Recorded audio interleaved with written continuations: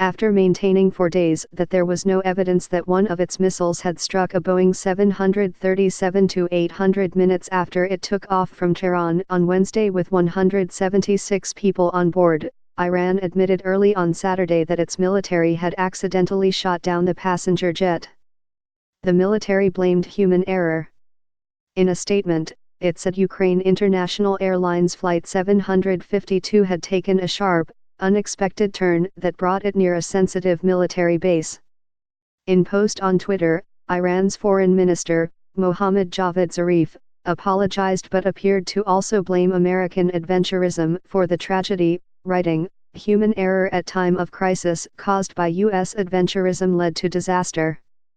Iran's supreme leader, Ayatollah Ali Khomeini, who had been informed about the accidental shooting down, said information should be publicly announced after a meeting of Iran's top security body, the semi-official Fars news agency said on Twitter. President Hassan Rouhani said on Twitter that Iran deeply regrets this disastrous mistake. In a statement cited by the semi-official Fars news agency, the president offered condolences to the victims' families and said that the terrible catastrophe should be thoroughly investigated. He added that those responsible for this unforgivable mistake would be identified and prosecuted. But he also said that in an environment of military threats and terror by the United States' aggressive government against the people of Iran, and facing the possibility of American military strikes on Iran, the armed forces made a human mistake and misfired, and it led to a big catastrophe and innocent people were killed. This painful incident is not something we can easily overcome, he added, saying that was imperative to correct any shortcomings in the country's defense mechanism and ensure such a tragedy would not happen again. President Volodymyr Zelensky of Ukraine, in his first reaction to Iran's announcement, said Kyiv would insist on a full admission of guilt by Tehran. "We expect Iran to assure its readiness for a full and open investigation, to bring those responsible to justice, to return the bodies of the victims, to pay compensation, and to make official apologies through diplomatic channels," Mr. Zelensky said in a post on his Facebook page. "We hope that the investigation will continue without artificial delays and obstacles." Mr. Zelensky had come under domestic criticism this week for refusing to publicly blame Iran for the disaster even as the United States, Canada, and Britain did. Iran's announcement on Saturday vindicated Mr. Zelensky's cautious approach, said Ivan Yakovina, a columnist for the Kyiv-based magazine Novoye Vremya. "If there had been threats from Ukraine, then I believe Iran wouldn't have allowed the specialists to do their jobs and generally would have refused to admit guilt," he said. Later, the office of the Ukrainian president posted on Facebook photos of what it said was shrapnel damage on the plane wreckage and a Canadian man's passport showing piercings about half an inch in diameter. Mr. Zelensky's office said on Saturday that Iran had cooperated in Ukraine's investigation of the crash and that Ukraine's investigators had received all of the necessary information from the beginning. That contrasted with remarks by the head of the Ukrainian investigation, Oleksiy Danilov, who said on Saturday that Iran had been forced to let in the Ukrainian investigators because the International Civil Aviation Organization would have closed off its airspace. "As we saw it, Iran had to face the reality that there's no way they'll get out of this," he said. Mr. Danilov also accused the Iranians of doing their best to hide evidence from Ukraine, scraping the wreckage into piles rather than photographing and mapping the coordinates, and generally behaved inappropriately. "When a catastrophe happens, everything is supposed to stay in its place," Mr. Danilov said. "Every element is described, every element is photographed, every element is fixed in terms of its location and coordinates. To our great regret, this was not done. At some point," he said, "Iranian officials realized there was no way to hide the facts from Ukraine, whose investigators found shrapnel marks in wreckage. Iranian officials did not immediately respond to the accusations." A commander of the Aerospace Division of the Islamic Revolutionary Guards Corps in Iran, Amirali Hajizadeh, said on Saturday that he accepted responsibility for the plane's shooting down minutes after takeoff in Tehran, according to Iranian state TV. In a televised address, he gave more details about the sequence of events that he said had led up to the disaster, which killed all 176 people on board the passenger jet. He said it had been misidentified as a cruise missile, and was shot down with a short-range missile that exploded near the plane. He also said that the Iranian missile operator had acted independently because of jamming. "I wish I was dead," Mr. Hajizadeh was quoted as saying by local news outlets. "I accept all responsibility for this incident." He said that whatever decision the Iranian authorities made, I will accept with the arms open. The downing came hours after Iran had fired a barrage of missiles at 2 American air bases in neighboring Iraq, in retaliation for an American drone strike that killed a top Iranian general, an Iraqi militia leader and others in Baghdad. Asked during his address why Iranian airspace was not shut to commercial air traffic amid the attacks, Mr. Hajizadeh had no clear answer. Iranians expressed fury toward their government in the first hours after Tehran's admission, even as many planned to gather in main squares around town with candles at 5 p.m. Saturday local time. Conservatives and supporters of the government accused the authorities of intentionally misleading the public initially about what had brought down the plane, whose passengers included many young Iranians on their way to Canada for graduate study. The semi-official Fars news agency, which is affiliated with the Iranian Revolutionary Guards Corps, posted a harsh commentary condemning Iran's leaders, saying their shortcomings have made this tragedy twice as bitter. It is pivotal that those who were hiding the truth from the public for the past 72 hours be held accountable. We cannot let this go, it read. Individuals, media, political and military officials who commented in the past 72 hours must be investigated. If they knew of the truth and were deliberately speaking falsehood or for any reason were trying to hide it, they must be prosecuted, no matter what post they hold. Planes took off after Iran's missile strikes on bases in Iraq, and even after a Ukrainian plane crashed shortly after takeoff. Siamak Gismi, a Tehran-based economist, addressed the country's leaders in an Instagram post, "I don't know what to do with my rage and grief. I'm thinking of all the human errors in these years that were never revealed because there was no international pressure. I'm thinking of the little trust left that was shattered. I'm thinking of the innocent lives lost because of confronting and being stubborn with the world. What have you done with us?" Mohammad Saeed Ahadian, a conservative analyst in Iran, said on Twitter, "There are 2 major problems with the Ukrainian Airlines issue. 1 is firing at an airplane and 2 is firing at the public's trust. The first can be justified, but the latter is a mistake with absolutely no justification." Some social media posts made use of the term harsh revenge, which Iran's leaders had promised to inflict on the United States for the killing of Major General Qasem Soleimani, a top Revolutionary Guards commander, an Iraqi militia leader, Abu Mahdi al-Muhandis, and others as they left the airport in Baghdad.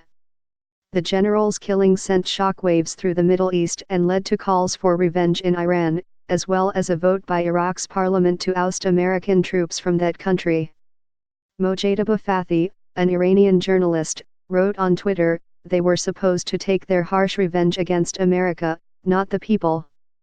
French specialists will help decode the black boxes of the Ukrainian plane that crashed in Iran, the presidents of the 2 countries said on Saturday.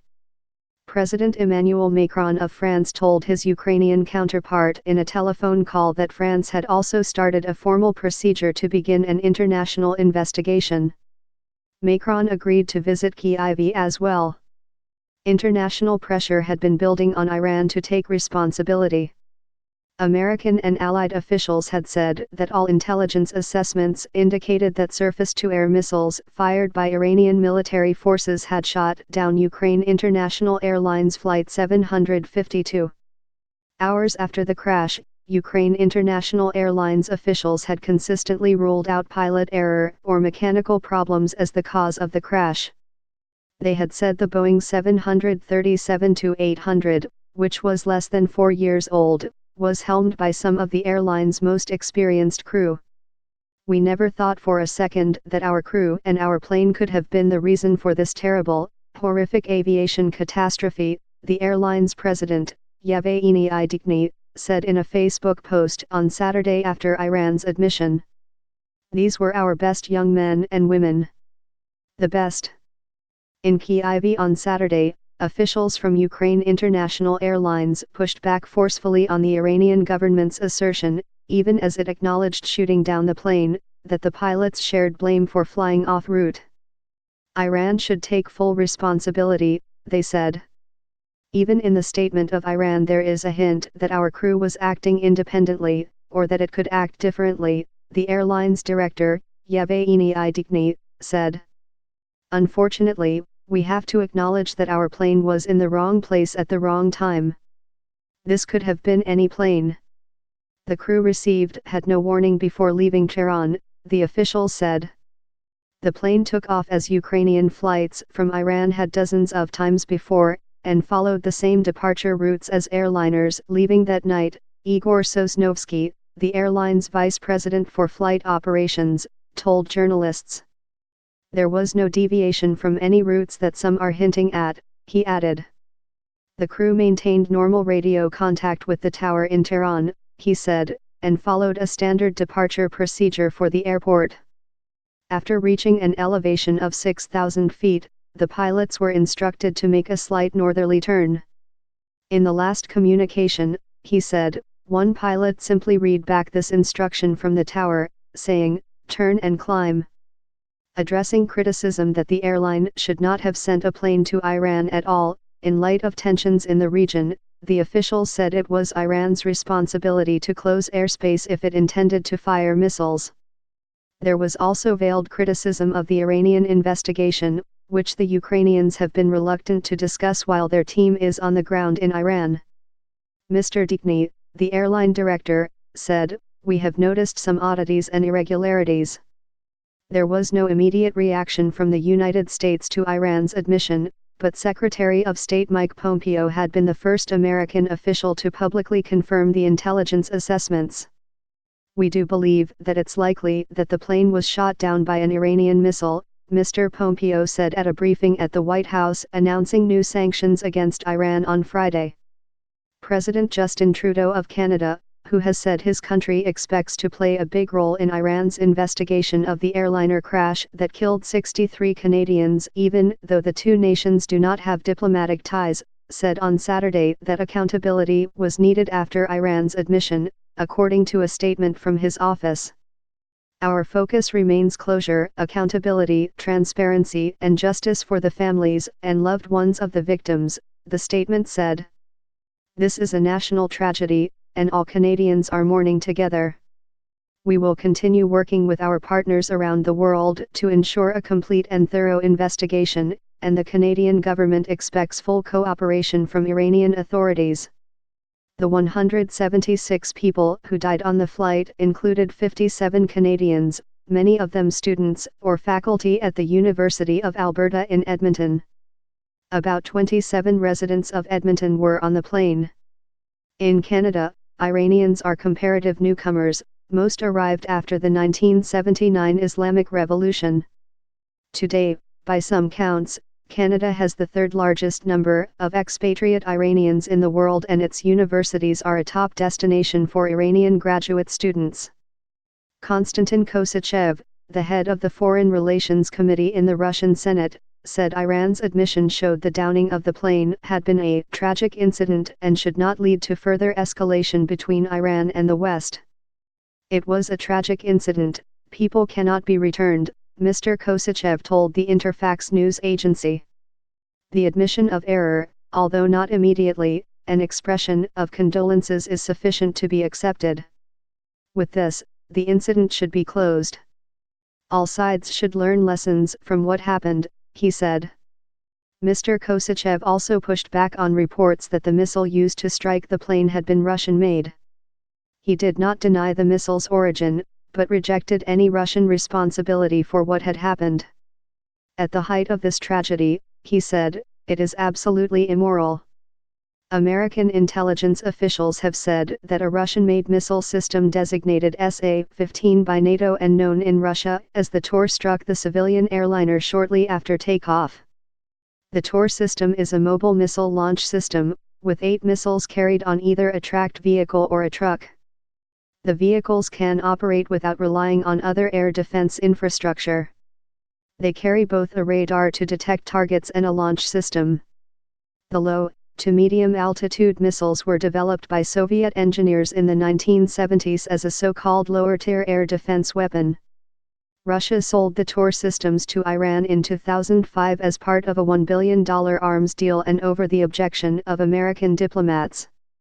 It has also sold the system to more than a dozen other countries. A New York Times analysis of flight path information and video of the missile strike determined that the plane stopped transmitting its signal for between 20 seconds and 30 seconds before it was hit. Civilian airplanes identify themselves with radio signals constantly streaming from a system known as a transponder on the planes, said Ian Pechenik, a spokesman for Flight Radar 24, which tracks the signals for flights around the world. The Tor software relied on radar and visual identification of a plane as well as the identification signals from the transponder. John Cox, an accident investigator and former pilot who is the chief executive of Safety Operating Systems, said. If the identification is incorrect or absent from the plane, Mr. Cox said, the system will declare it a threat. From there, he said, the missile navigates via radar, and when it gets in proximity to target it explodes, releasing deadly fragments. A second missile is usually fired immediately after the first.